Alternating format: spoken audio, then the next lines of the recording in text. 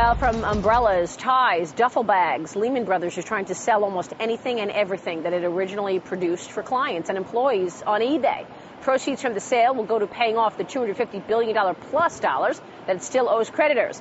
Lehman filed for bankruptcy protection on September 15th last year. But not many know the inside story on how and why this legendary firm collapsed. Lawrence McDonald is with me. He's a former vice president at Lehman. He's detailing this now in his new book called A Colossal Failure of Common Sense. It hits the bookstores tomorrow. Larry joins me now with more in his first interview. Great to have you on the program. Thanks. Great to be here. Thanks for having me. You traded distressed debt at Lehman Brothers, and you worked at Lehman from 04 to 08.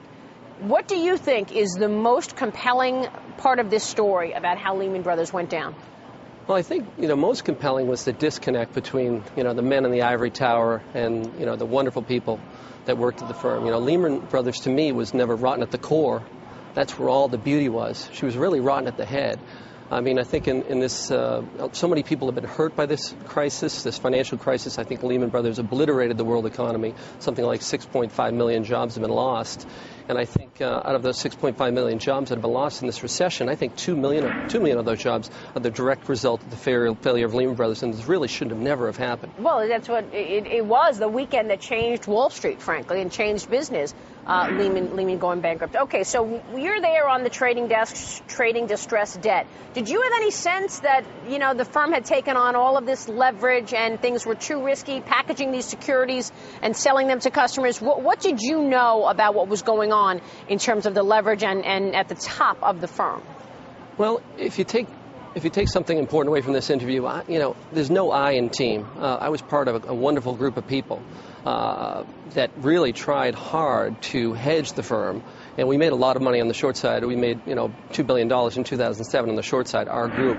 But that's the real tragedy here, is that there was so much talent in the middle of the firm that tried to stop the madness, and there were people that one by one that tried to stop. The ones that spoke up were really silenced. At Lehman, you kept your head down, you did your job, or you lost both.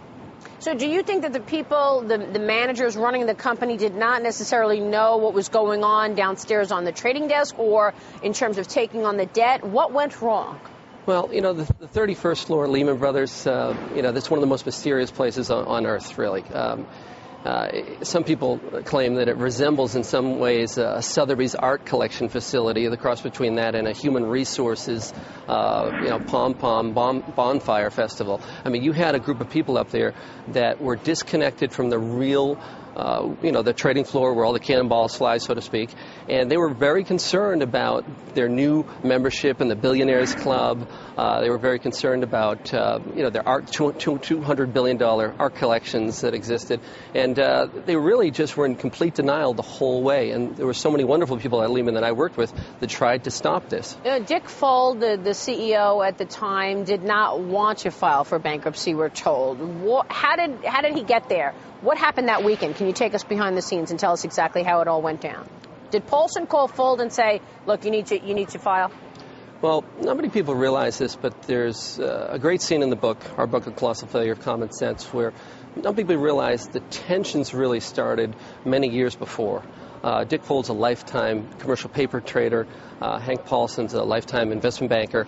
And there was a dinner back in the spring of 2008 where the two men had dinner, and a lot of people in the press thought it was a warm and fuzzy, dinner where they got along. But my research shows me that this was a very intense dinner. At one point, Mr. Fuld actually lectured Hank Paulson, said, I've been in my seat a lot longer than you've been in yours at Goldman. Don't tell me how to do my job. I'll deliver at my speed, that type of stuff.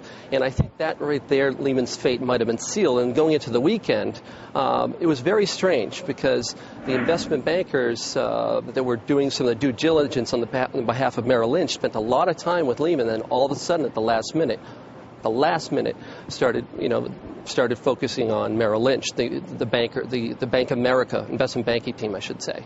So how do we avoid this happening again? What's your takeaway from the book? The big takeaways are, corporate governance. Carl Icahn, respect the man. I really respect the guy. And one of his points is that, let's get rid of CEO and chairman of the board. And boards in the future should have members of the financial community on those boards. In other words, Lehman should have had former Lehman executives on their board, right, as well as former executives from other financial companies. Accountability, obviously, is critical. Larry, great to have you on the program. Thank you very Thanks, much Maria. for this insider's account. We'll be looking for your book on bookstore shelves tomorrow. Congratulations. A Colossal Failure of Common Sense is the book out tomorrow.